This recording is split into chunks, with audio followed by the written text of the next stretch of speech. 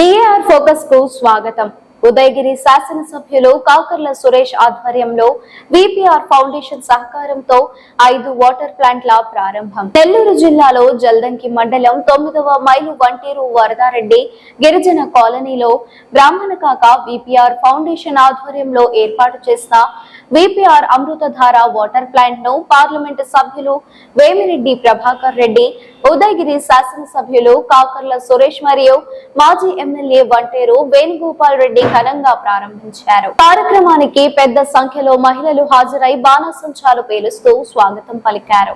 పురోహితులు పూజలతో ప్రారంభమైన ఈ కార్యక్రమంలో నాయకులు కాలనీ వాసులతో మాట్లాడి సమస్యలను తెలుసుకున్నారు.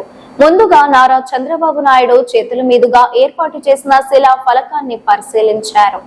ఈ కార్యక్రమంలో కంభం విజయరామిరెడ్డి, పలు పార్టీల నాయకులు, మండల స్థాయి నాయకులు, బీజేపీ నేతలు తదితరులు పాల్గొన్నారు.